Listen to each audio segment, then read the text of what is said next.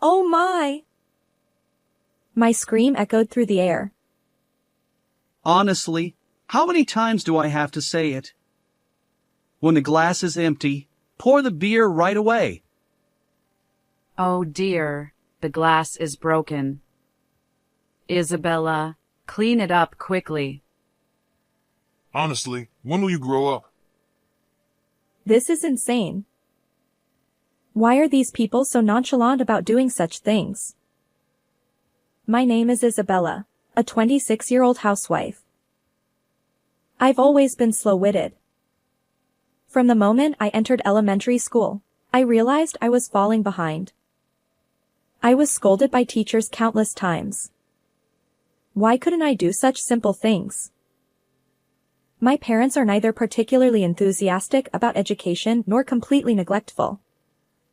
When my test scores were poor, they'd say, "Do better next time," and when it continued, they suggested, "How about going to a cram school?" I tried attending a cram school once, but the teacher's pace was too fast for me to keep up. Gradually, I became reluctant to go, and I started spending time at the park instead. However, I was soon caught when the cram school contacted my parents because I hadn't been showing up. I ended up quitting the cram school. That's when things started to go downhill for me. The moment I gave up, realizing that nothing could be done, everything became inconsequential, and I started hanging out with a bad crowd. Middle school was the worst time. Every day, we loitered at a convenience store, getting into cigarettes and alcohol. I'd leave home after my parents went to sleep and return before they woke up. That cycle continued. As a result, attending regular classes during the day was impossible, and I spent most days just sleeping. It was like going to school only for lunch. Later, I managed to get into a high school where you could enroll just by writing your name, but I had no motivation to study and dropped out. At that time, I left home after endless arguments with my parents, creating a rift between us. Since then, I've been working tirelessly at part-time jobs while living alone. But as I started working and living independently, I realized how much my parents had supported my life.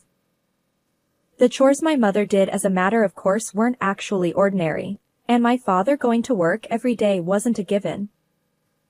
I understood how I had taken their support for granted and how naive I had been. Still, back then, due to a mix of pride and embarrassment, I couldn't bring myself to visit my parents and apologize. After that, I resolved to live earnestly. In between my part-time jobs, I revisited the basics of compulsory education. 3 years later, I passed the GED exam and decided to take the evening courses at a university. Somehow, I managed to scrape by with the minimum passing score. I was overjoyed. Although it was a lower-ranked university, it's incredible that someone like me, who used to be foolish, could go to university. Feeling a bit embarrassed, I wrote a letter to my family, sharing only the news that I had been accepted to an evening university without revealing my address. From then on, I continued my life, working during the day and attending university at night. The evening university attracted a diverse crowd. There were men in suits who perhaps came after work, as well as older women who wanted to relearn. Interacting with these people allowed me to understand various perspectives, and I consider it a valuable experience. After graduating from university, I landed an office job at a small company. If my old friends saw me now, they'd surely be surprised. My life had changed significantly. And my life took another turn, a meeting with Michael.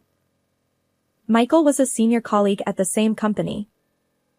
He was the one who taught me the ropes when I joined. Eventually, he started inviting me out for meals, and our relationship naturally blossomed.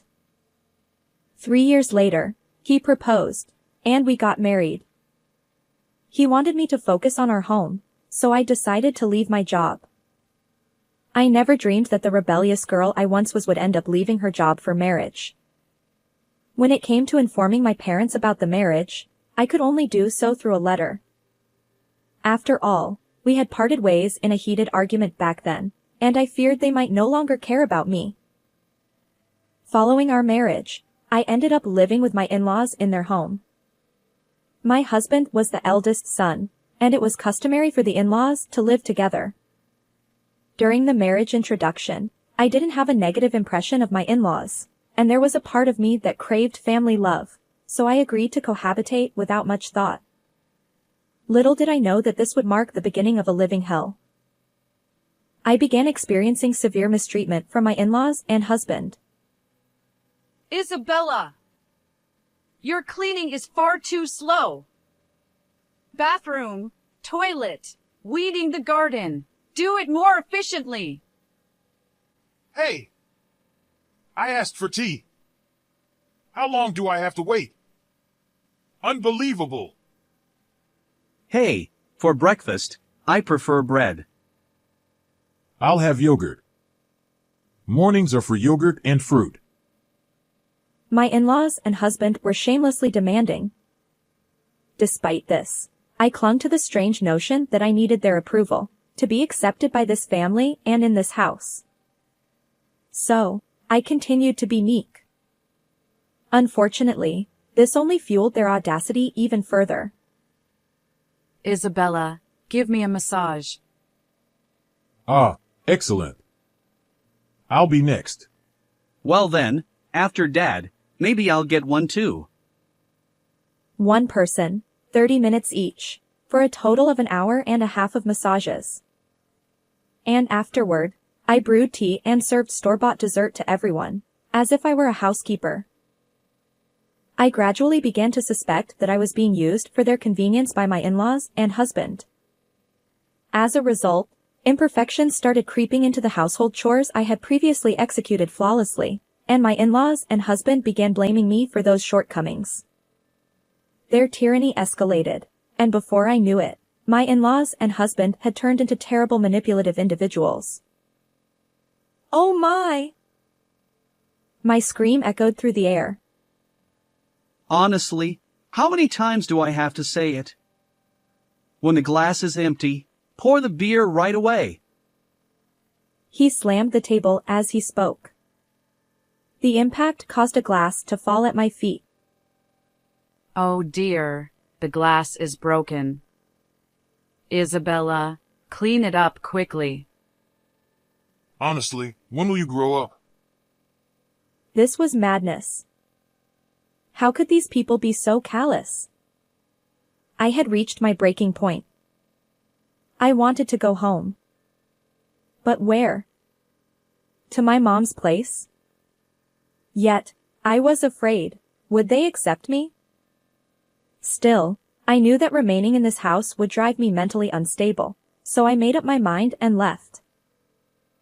Where are you going? Leave her alone. She's been disowned by her parents, so this is the only place she has to go. Despite my husband's words, I ignored him and left my in-laws' home. And after approximately 10 years, I arrived in front of my parents' home. As I hesitated to press the intercom button, a voice came from behind. Isabella. It was my mother's voice. Mom. The moment I saw my mother, tears welled up uncontrollably. She was also crying, and she embraced me tightly. She welcomed me into the house, and there, I met my father after a long time. Holding back tears, he said, "Welcome back." I felt overjoyed. My parents didn't harbor any resentment toward me. Even after I had left without a word, they warmly received me after a decade apart. Awkwardly, I recounted everything that had happened since I left. Both my father and mother praised me, saying, "You've done well." They were pleased with my letter updates as well. As for the matter with my in-laws and husband, they were furious on my behalf. They advised me to divorce that person without hesitation. A few hours later, I received a message from my husband. Where are you now? It's time to come back. I replied, I'm currently at my parents' house. I won't return to that home anymore, so let's get a divorce. Almost immediately, my husband called. His angry voice made it hard to understand what he was saying, but it seemed he wanted to come here to persuade me. My parents suggested, it's a good opportunity to meet face to face, so we decided to invite my in-laws and husband over. When my in-laws arrived at my parents' home, they unleashed a torrent of insults fueled by anger. Back when I lived with them, I was somewhat fragile due to my longing for family love. However, now that I had reconciled with my own parents, that vulnerability had disappeared. Without succumbing to their verbal abuse, I firmly handed them the divorce papers, saying, it's pointless no matter what you say. Please sign for the divorce. In the end, my husband reluctantly signed the papers, rolling his eyes. Finally, I was free from those nightmarish days. And in the blink of an eye, 5 years had passed since the divorce. It was a holiday, and I was relaxing at my parents' home as usual. Suddenly, the intercom buzzed. Who could it be on a Saturday morning? Since I was closest to the front door, I decided to answer. But then the intercom buzzed again. Hello? Oh, excuse me. Wait, what? When I opened the door, there stood my ex-husband and in-laws, the same people I had parted ways with 5 years ago. Why? How? My ex-husband grinned and said, Hey there! You doing well? I figured you'd calm down by now. I'll forgive you, so come back, ha! What are you talking about? My shout drew my father's attention, and he joined me at the entrance. He, too, was surprised by their presence. My ex-husband continued smirking. You're probably still a lonely single woman, right? We'll take you back. And then my ex-father-in-law, audaciously, chimed in. Grandmother needs care too. Let's discuss the future. Their nonsensical statements made me burst into laughter. Impossible. Why are you laughing? My ex-father-in-law snapped. Exactly. How dare you, a lowly woman, be so cheeky? My ex-mother-in-law chimed in. I replied. Well, I was just thinking, who's speaking from a high horse here? My ex-husband retorted. What? Who do you think you're being cheeky with? He seemed to believe that his forceful tone, reminiscent of our cohabitation days, would sway me. Little did he know that over these 5 years, I had regained the determination I had as a former delinquent, a strong woman who wouldn't be shaken. Huh? Obviously, I'm talking to you. This abusive jerk. My ex-husband and in-laws stuttered, taken aback by my intensity.